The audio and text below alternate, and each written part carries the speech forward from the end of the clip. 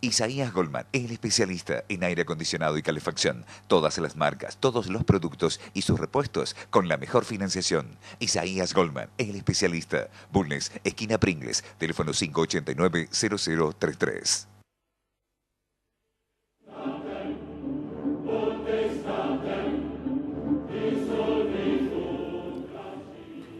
Canal C en la señal 7 de Cablevisión Córdoba. Y quien les habla, Eduardo Ibáñez Padilla, tienen el honor y el privilegio de conectar a ustedes, la audiencia de mis dos programas, Palabra de Honor y Verdaderamente, con un protagonista de la historia. Me refiero al doctor, ingeniero Edgar Wilfewer, único sobreviviente con vida en Córdoba del campo de concentración de Auschwitz. ¿Por qué lo hemos invitado al ingeniero? Por su historia tan interesante, pero además porque hace un mes, en las elecciones de Alemania, el partido neonazi ha sacado el 12%. Y esto ocurre porque si el hombre no es refrescado en su memoria, se olvida de los hechos. Y si se olvida de los hechos, los errores son recurrentes. La única forma de no volver a cometer los mismos errores es de hablar de lo que ocurrió y tenerlo bien presente.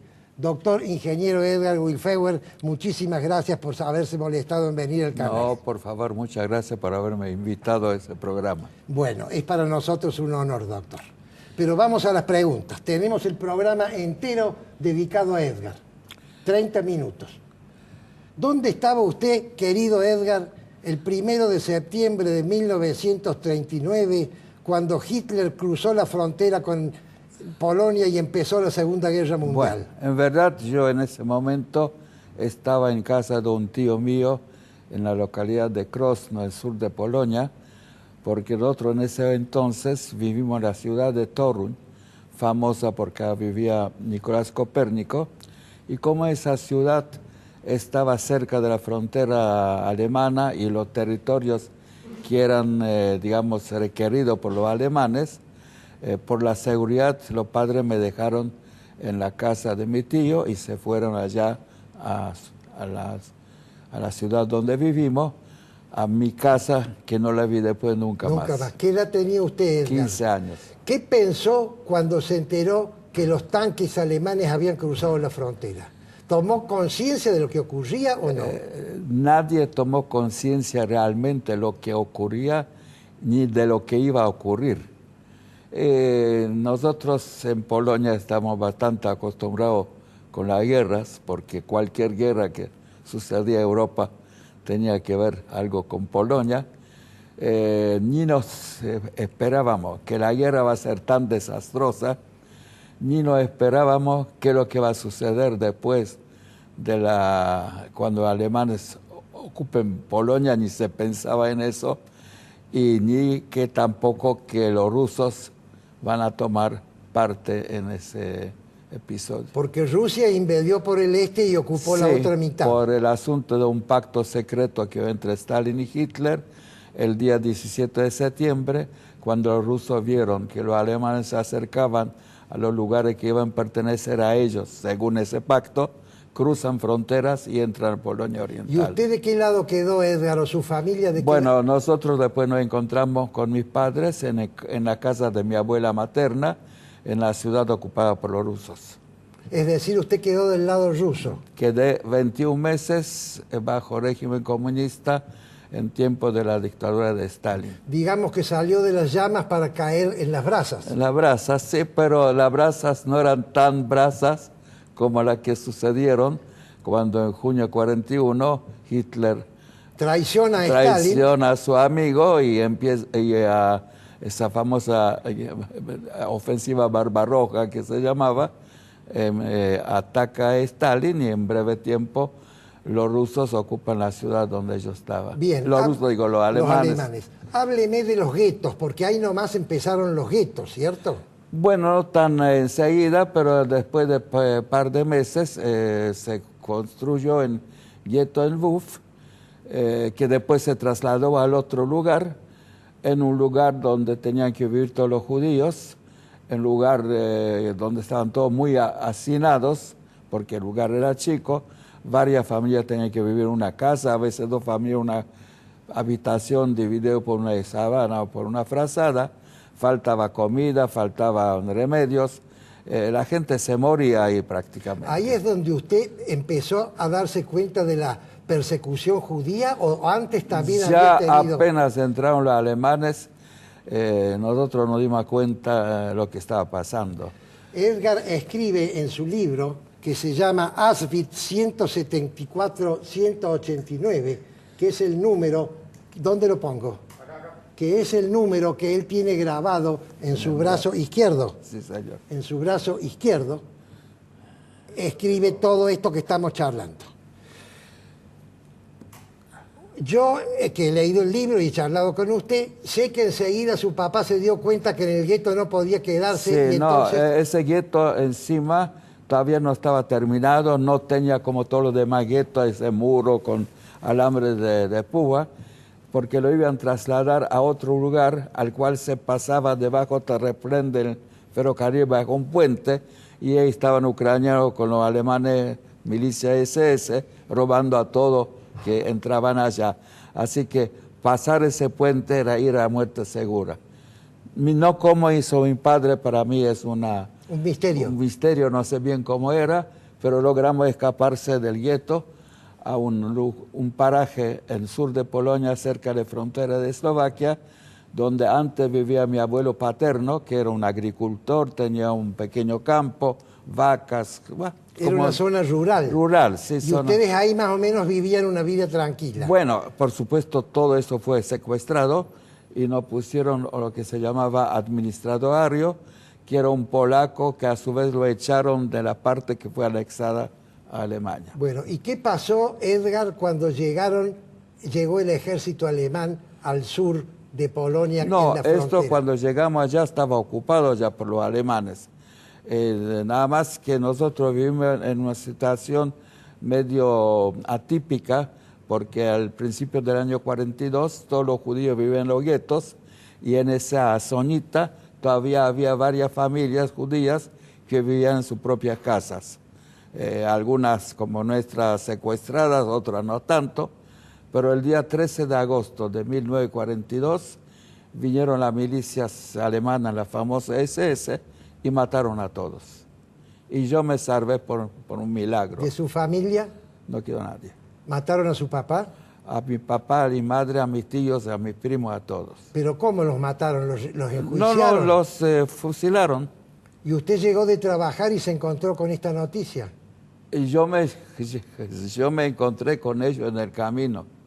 Lo que pasa que yo tuve que tener un trabajo para que no me mandan a campo trabajos forzados, y trabajaba en un grupo, en una cuadrilla que estaba manteniendo caminos en las cercanías, y eran hijos de los campesinos. Único que sabía alemán era yo, y el capataz, que era alemán, a veces se aprovechaba de mí para sus asuntos personales, y todos los días en la bicicleta de él iba al cercano puesto fronterizo para traer almuerzo.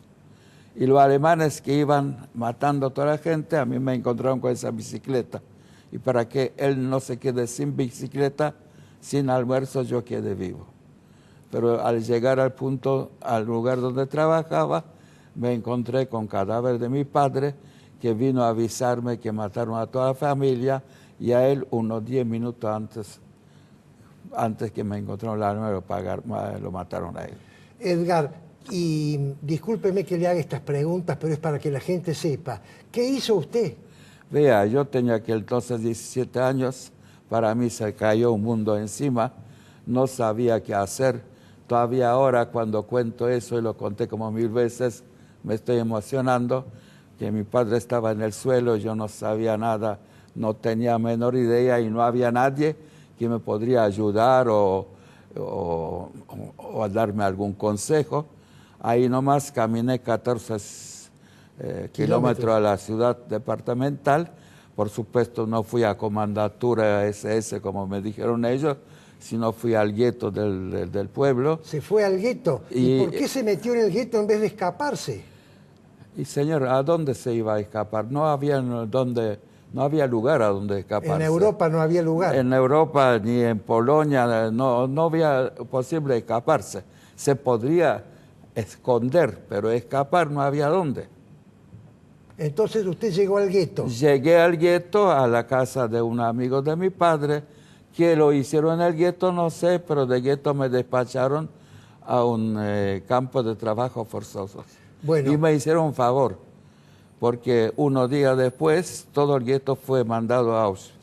Pero hay algo que usted no dice, pero yo lo voy a decir porque está en el libro. A usted lo cambiaron por una persona que estaba en el campo de trabajo, que pagó una suma de dinero para zafar. Sí. Y lo mandaron a usted. Sí. Y a este pobre señor que fue al gueto, todo el gueto lo llevaron a un campo de exterminio. Fue a Auschwitz.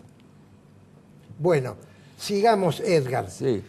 Después de eso, usted fue a un campo de trabajo. Sí, estaba en campo de trabajo forzados en una zona donde se hacía polígono de tiro para tropas ucranianas, auxiliares que se adiestraban ahí.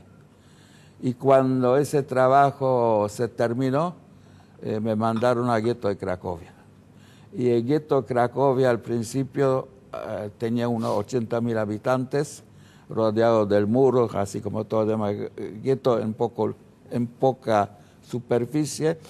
Pero cuando yo llegué por las sucesivas deportaciones a los campos de exterminio, no había más que 12.000. Aquel entonces la gente todavía no sabía que existía un campo de exterminio. Nos enteramos mucho después. A la gente se decía que los llevaban a los trabajos en terreno ocupado de Rusia, y como la situación estaba tan mal que me decían, ¿dónde puede ser peor que acá? Había gente, por ejemplo, en el gueto de Varsovia, gente se presentaba voluntariamente a esos transportes, claro, que los llevaban a campos, y no volvían a la cámara gas. Sí, señor. Bueno, cuente su experiencia en el siguiente gueto con esas fosas tan largas.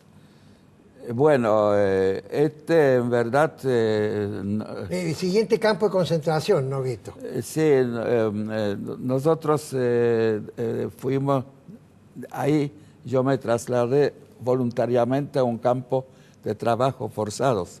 Como no quería esperar que me deporten, claro, me colé en un campo de trabajo forzados que se estaba preparando en la ciudad, en el suburbio de Cracovia, en Plaszow, donde estaba un cementerio nuevo israelita. Eso todo se ve bien en la película La lista de Schindler. Y bueno, y nuestro grupo estaba demoliendo todos las lápidas, emparejando terreno y trabajando, construyendo las casas de madera, las barracas. Y una vez que estaba todo listo, en el marzo 43, se liquida el gueto de Cracovia, matan una parte de gente, unos 30%, los demás lo traen a campo de Plaszow, dividen hombres de las mujeres, y bueno, y ahí todos esos que fueron muertos en el gueto, lo traen y nos cavamos una gran fosa de unos 10 metros de largo, 5 de ancho y no sé cuánto de profundidad, donde se lo colocaba en capas. En capas, capas de gente, capas de cal, capa de gente, capa de cal. Ahora usted relata en el libro, como terminaron de llenar la fosa y no estaba completa, ¿qué hicieron los nazis? Yo en verdad me escapé porque tenía miedo que la última capa va a ser de los que trabajaban ahí. Qué barbaridad. Edgar, hacemos un pequeño corte y luego continuamos.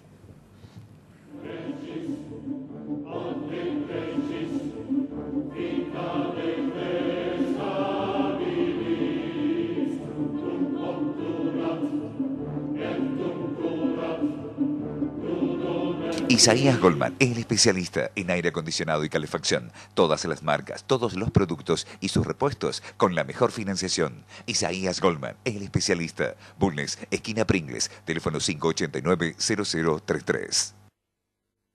Centro Tomografía Computada Córdoba Sociedad Anónima. Instituto Ulton, líder en diagnóstico por imágenes. Primer instituto de cirugía ambulatoria mínimamente invasiva del interior del país. Avenida Vélez Arfiel 562, Córdoba, Argentina. Teléfono 0351-426-7700.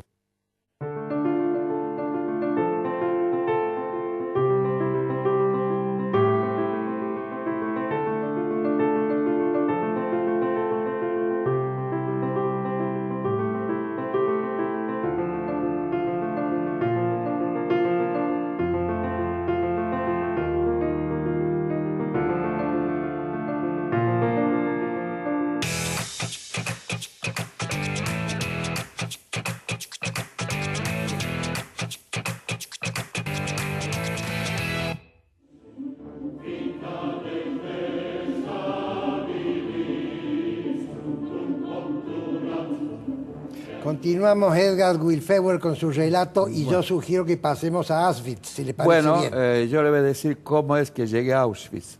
En un momento fui destinado a una pequeña fábrica que hacía cajones. Y yo trabajaba en esa fábrica con la sierra circular cortando pedacitos de madera con los cuales se hacían los cajones. A fin del año 43 se cierra la fábrica, me mandan de vuelta al campo principal de Plaszow y yo me registro como carpintero.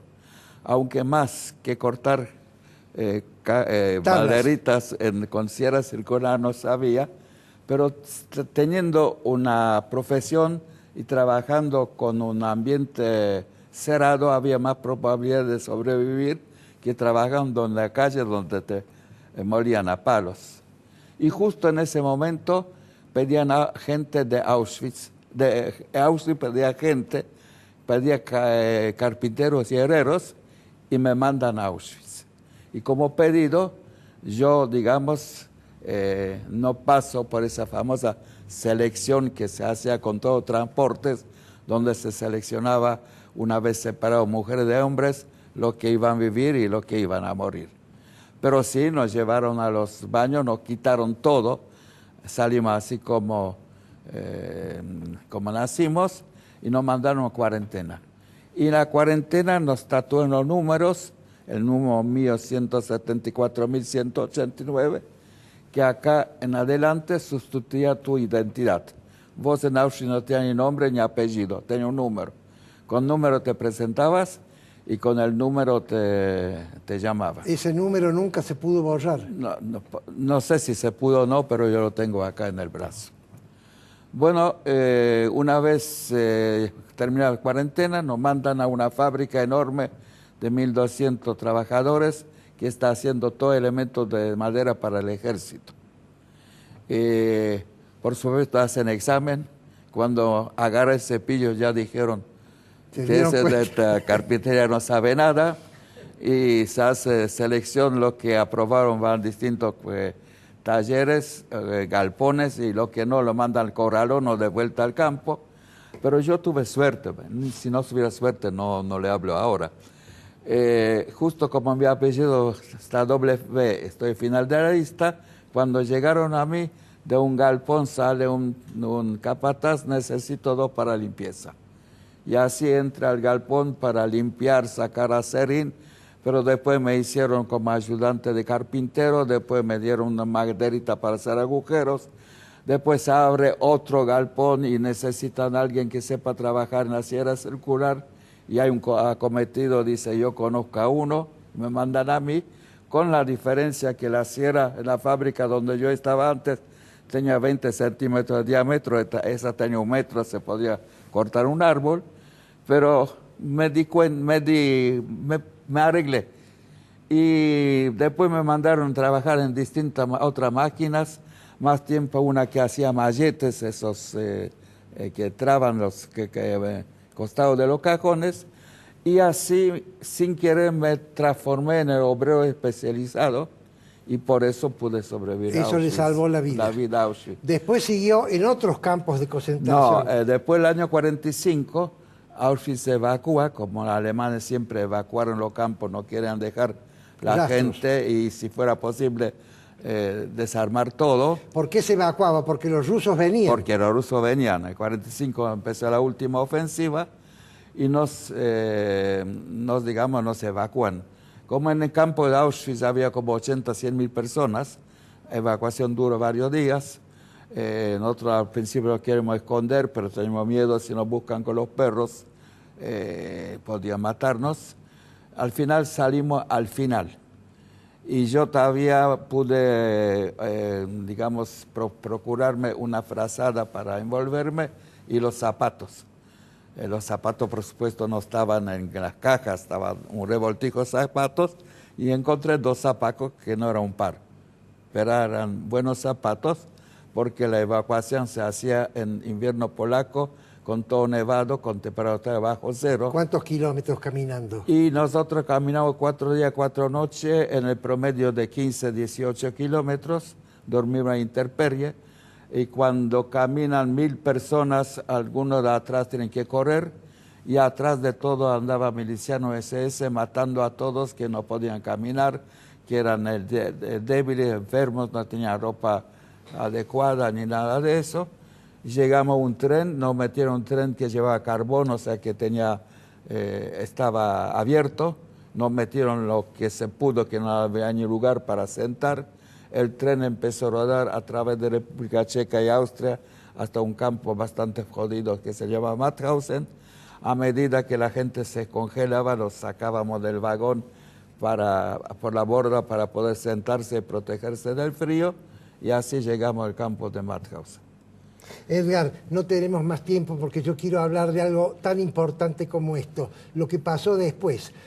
Los televidentes lo ven a Edgar Wilfewer, usted tiene 93 años, Sí, parece señor. de 83, Sí. tiene un vigor físico, mental único. Entonces, yo creo que tan interesante como lo que usted vivió en el Holocausto es las decisiones que tomó para la vida que vivió después y para poder tener una vida sana y una vida fructífera. Usted nos contó en una charla, yo lo primero que decidí es perdonar. Al nazismo no. Yo le perdoné a la vida que me dio una oportunidad de volver a elegir una nueva vida. Así fue, Edgar. Más o menos fue así. Bueno, nosotros pasamos después de Mauthausen por varios campos y muy feos, se hacía túneles en la montaña porque como aviación aérea bombardeaba toda la fábrica y ya quieren salvar su producción en esos túneles. Al final, liberaron los yanquis justo el día 6 de mayo de 45, que era mi cumpleaños número 21. ¿Qué pensó usted, Edgar, cuando ya entraron los soldados americanos? Vea, vino un tanque con 3 soldados que tomaron presos unos viejos que nos cuidaban. Unos guardias viejos. Guardias viejos, porque los demás ya se escaparon hace rato. Y bueno, y vino libertad. La gente tenía miedo de salir afuera, por más que quedaron puertas abiertas. Y bueno, y esta noche había un desastre porque yanquis trajeron la comida, pero trajeron comida que comían ellos. Y a nosotros nos daban un octavo pan, 125 gramos, con 1 litro de agua. Y con esa comida, si uno pudo vivir 3 meses, era un héroe. Y mucha gente En el desorden que comió 2 o 3 porciones que trajeron los norteamericanos, murió, que se reventaron los intestinos, claro. Como 600 personas. Bueno, después había todo un problema si volver a Poloniano. Yo no quería volver, no tenía nadie ahí, estaba el régimen ruso.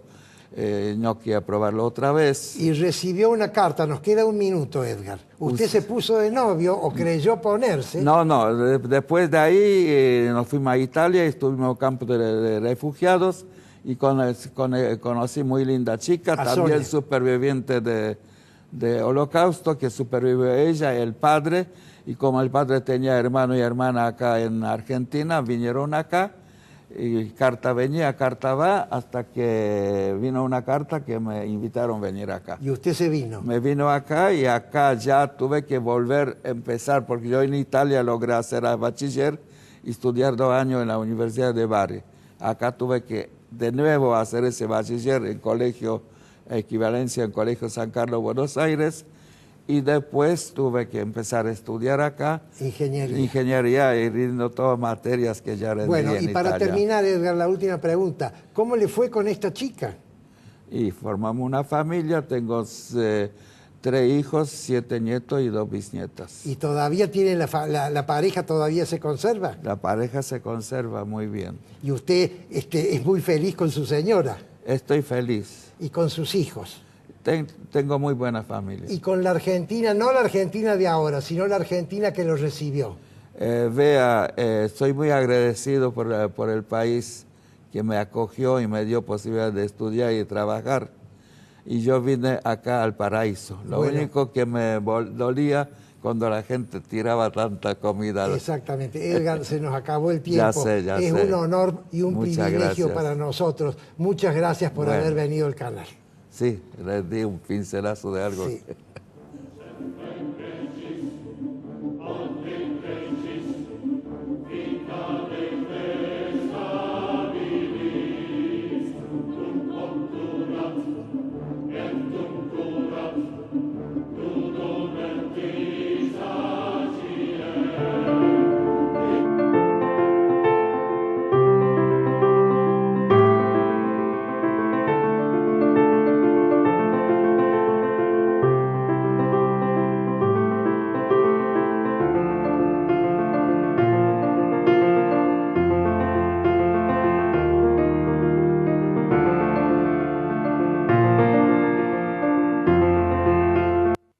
Isaías Goldman, el especialista en aire acondicionado y calefacción. Todas las marcas, todos los productos y sus repuestos con la mejor financiación. Isaías Goldman, el especialista. Bulnes, esquina Pringles, teléfono 589-0033.